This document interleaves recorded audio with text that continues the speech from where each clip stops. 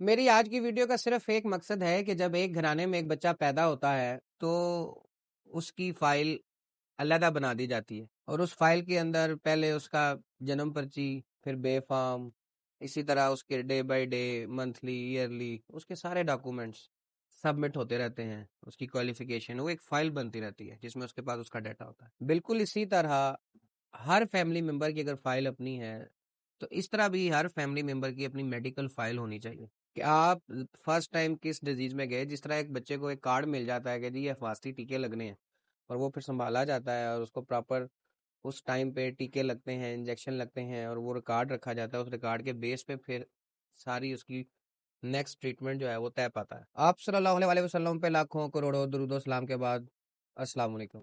अगर मैं हेल्थ की बात करूं तो हमारे माशरे के अंदर 3 किस्म के तबकात का आज मैं जिक्र करूंगा। पहला तबका वो है जो अपनी किसी भी बीमारी को ये कह के टाल देता है आप ही हो जाएगा, और वो अपनी कई बीमारियों का इलाज आप ही हो गया जाएगा से कर लेता है। और फिर जब यही फिनोमेना आप ही हो जाए वाला कुछ बिलामतें, कुछ बीमारियां इकट्ठी होती रहती हैं तो फिर नाकाबिले तलाफी जुर्म सरजद उस पेशेंट से होता है कि उसके बाद फिर किसी तबीब के पास उसका कोई दवाई दारू ऐसी होती नहीं। और इसमें दूसरा तबका वो है जो अपने छोटे से छोटे मसले में इतनी हाइप क्रिएट कर देता है कि वो आज अभी एक डॉक्टर के पास है, शाम को दूसरे के पास, तीसरे के पास, चौथे के पास। ये मामला भी गलत है। और तीसरा तबका वो है जो अपनी बीमारी के ऊपर कॉन्शियस है, मगर वो इस किस्म का कॉन्शियस है कि वो चाहता है कि मैं घर के घरेलू टोटके से ठीक हो जाऊं, मैं किसी यूट्यूब प्लेटफॉर्म, फेसबुक प्लेटफॉर्म, किसी नावल, किसी रसाले से कोई ऐसा नुस्खा अखज़ करूं और मैं अपनी बीमारी का इलाज करूं।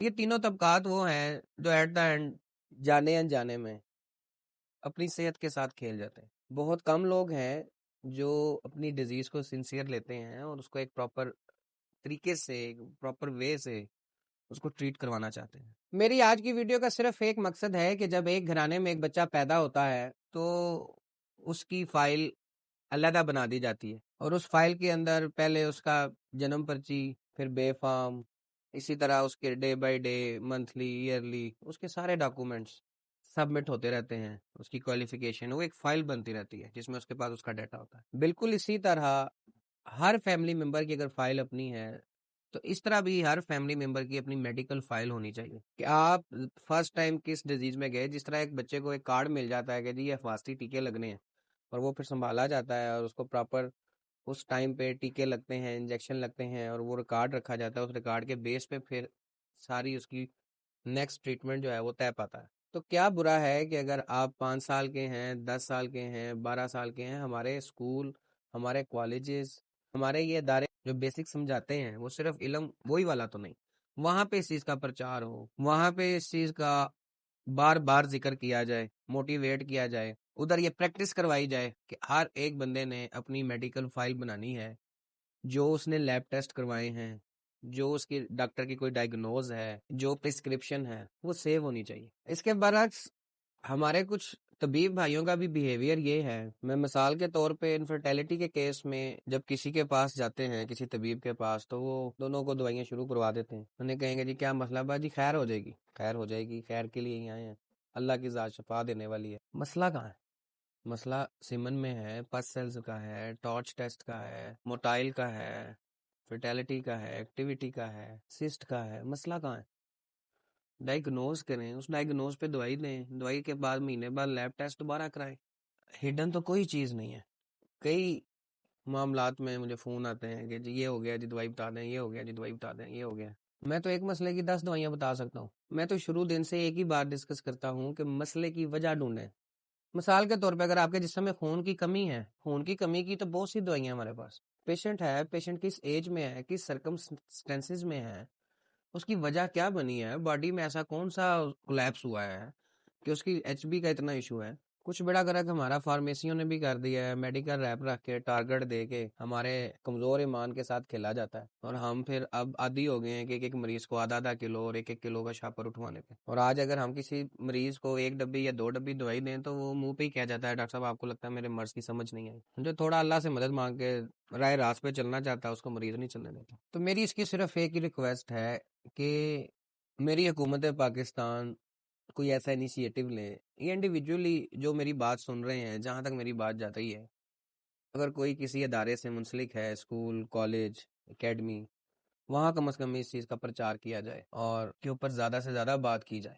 ہر ایک کی اپنی فائل ہسٹری ہو، میڈیکل ہسٹری ہو، ان کو عادت ہو ہر 2-3 سال بعد اپنے بیسک لیب ٹیسٹ کروانے کی. میرا بھی دل کرتا ہے میں بھی سوشل میڈیا پہ آؤں، میں بھی بڑے نسخہ جات دوں، میں بھی دوائیاں بتاؤں، لیکن اس دوائی کا اگر 2-4 بندوں کو فائدہ ہوا، 10 کو نہ ہوا تو اس کا فائدہ تو نہیں. اور اس کے برعکس اگر میں ایک بیس ہی سمجھا جاؤں اپنے، یہی وجہ ہے کہ موسٹلی جو میری ویڈیوز ہیں وہ ہومیوپیتھ کو اس کا ایک مائنڈ کانسیپٹ کلیئر کرنے کے لیے کہ اگر اس طرح ہے تو اس طرح چلیں، اس طرح ہے تو اس طرح چلیں. یہ اتنا اچھا علاج ہے کہ یہ ڈینگی آیا، کرونا آیا، فلانا آیا، ٹمکانا آیا، جس جس کے اس میں کانسیپٹ کلیئر ہے نا، اس نے بڑے آرام سے اس کا علاج کروا لیا. مریض کو بڑے ہمبل طریقے سے آپ اس کی سائن اینڈ سمٹمز نے اس کو ٹریٹ کریں، وہ ہو جاتا ہے. آپ نے سرسری میڈیسن سمجھی ہوئی ہے، آپ نے سرسری سے نسخے ہاتھ لگا لیے ہوئے ہیں، اس کے بعد اگر کوئی تھوڑا سا سویئر کوئی بیٹر کنڈیشن میں اگر آپ کے پاس آ جاتا ہے تو آپ کے تو اپنے ہاتھ پیر پھول جاتے ہیں.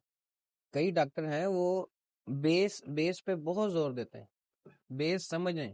لاہور میں ہیں ڈاکٹر یاسین صاحب ہیں، گجرات کے صابری صاحب ہیں، آپ ڈاکٹر علی محمد صاحب کا ایک بھی لیکچر اٹھا کے دیکھ لیں، وہ تو آخری 15 منٹ میں دوائیوں کا ذکر کرتے ہیں، باقی 75 منٹ تو وہ ساری اناٹومیکل آپ کو بیس سمجھاتے ہیں کہ ایرر کہاں ہوا، اس کی وجہ سے کیا کمپلیکیشنز آئیں، پھر یہاں کیا کیا وجوہات بنی، اور پھر یہ دوائی بن سکتی ہے اور یہ بن سکتی ہے، یہ ہے تو یہ کیوں ہے، یہ کیوں نہیں ہے تو یہ ہے.